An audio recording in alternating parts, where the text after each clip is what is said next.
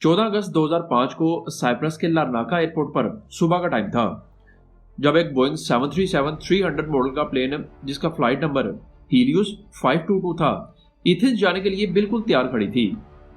ये एक routine flight थी और सब कुछ आम दिन जैसा लग रहा था।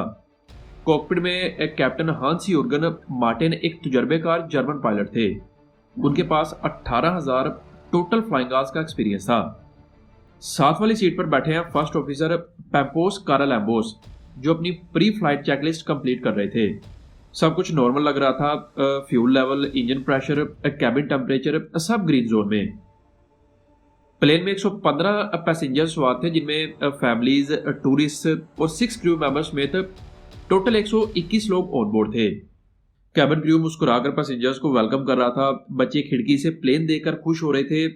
कोई नहीं जानता था कि कुछ ही देर में ये फ्लाइट यूरोपियन एविएशन हिस्ट्री की सबसे हैरत अंगेज और दिल दहला देने वाली कहानी बन जाएगी। खैर, रनवे पूरी तरह से क्लियर था और पायलट ने टावर से परमिशन मांगी। Helios 522 ready for take of.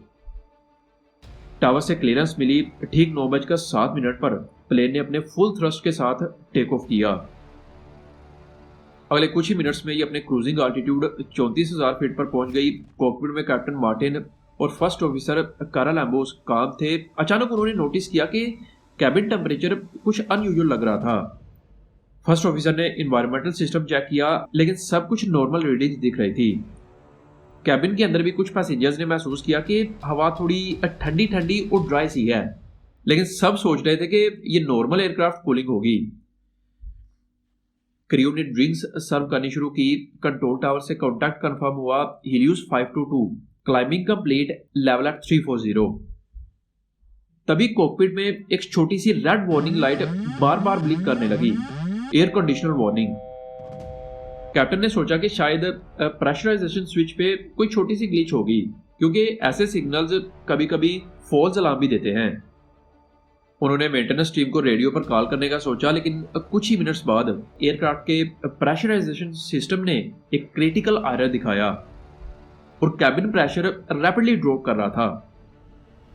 Cockpit में एक लाउड वार्निंग हॉर्न बजने लगा। ये same alarm take off configuration के लिए भी यूज होता है जब प्लेन ग्राउंड पर होता है।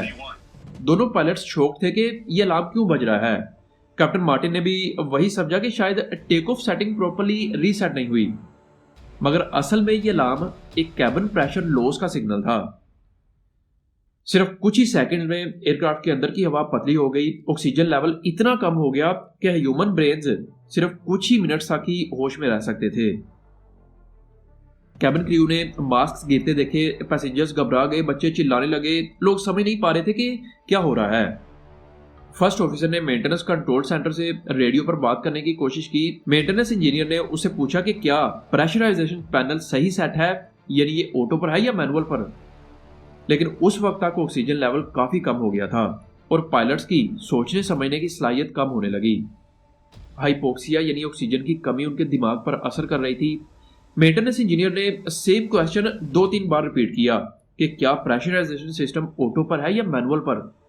बदले में दोनों पायलट्स उसे उल्टे पुल्टे सवाल कर रहे थे, जैसे सर्किट ब्रेकर कहां पर है वगैरह वगैरह। अगर वो प्रेशराइजेशन सिस्टम का स्विच चेक कर लेते तो वो आगे बड़े एक्सीडेंट से बच सकते थे। कुछ ही लम्हों में कॉकपिट और कैबिन दोनों पूरी तरह से साइलेंट हो गए। ऑटो पायलट सिस्टम ऑन था और प्लेन अपनी सेट रूट पर सीधा एथेंस के आसमान की तरफ बढ़ता जा रहा था। हीलियोस फ्लाइट 522 अब एक गोस्ट फ्लाइट बन चुकी थी। ग्राउंड कंट्रोल ने रिपीटेडली कांटेक्ट करने की कोशिश की, मगर कोई जवाब नहीं आया।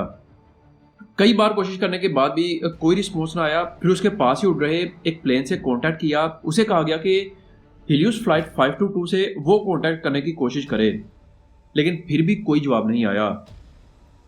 जब फ्लाइट अपने अराइवल टाइम से पीछे रह गई तो ग्रीक एयरफोर्स को अलर्ट किया गया कि एक प्लेन से कांटेक्ट नहीं हो पा रहा, क्योंकि इस वक्त तक एयरक्राफ्ट ग्रीक एयर स्पेस में इंटर हो चुका था।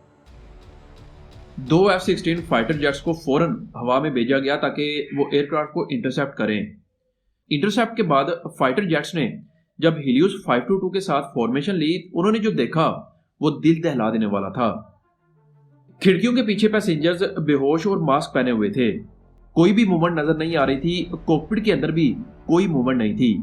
प्लेन बिल्कुल सीधा, परफेक्टली स्टेबल ऑटो पायलट के कंट्रोल में था। एक फाइटर पायलट ने कॉकपिट के साइड पर जागा। वहां उन्होंने फर्स्ट ऑफिसर को झुका हुआ देखा और कैप्टन भी बिल्कुल मोशनलेस था। बस एक इंसान जिंदा लग रहा था, कैबिन क्रू का एक मेंबर जो ऑक्सीजन मास्क पहने कॉकपिट में घुसने की कोशिश कर रहा था। वो था एंद्रीस प्रोद्रोमो, एक ट्रेन्ड फ्लाइट अटेंडेंट जिसे थोड़ा सा फ्लाइंग का एक्सपीरियंस भी था। उसने कंट्रोल लेने की कोशिश तो की, लेकिन ऑक्सीजन की कमी की वजह से सोचने समझने और एक्ट करने की सलाहियत जो थी वो बिल्कुल खत्म हो चुकी थी। अब ना तो एयर ट्रैफिक कंट्रोलर के पास और ना ही ग्रीक एयरफोर्स के पास कोई दूसरा ऑप्शन था जिससे प्लेन को कंट्रोल किया जा सकता।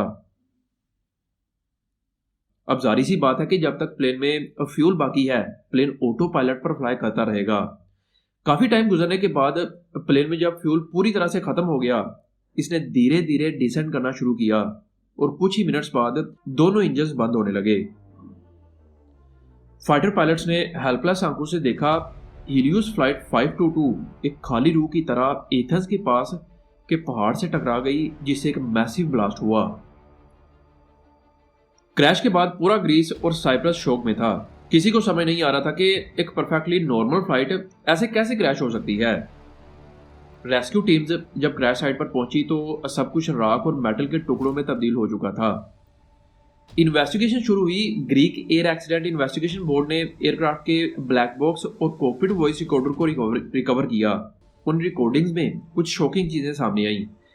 सबसे पहले कॉकपिट में बजने वाला अलार्म, जिसे पायलट ने टेक ऑफ कॉन्फ़िगरेशन वार्निंग समझा था, वो असल में कैबिन प्रेशर वार्निंग था। हीलियोस के मेंटेनेंस स्टाफ ने फ्लाइट से एक दिन पहले प्रेशराइजेशन सिस्टम मैनुअल मोड पर छोड़ दिया था, जब वो एयरक्राफ्ट का एयर कंडीशनिंग सिस्टम चेक कर रहे थे।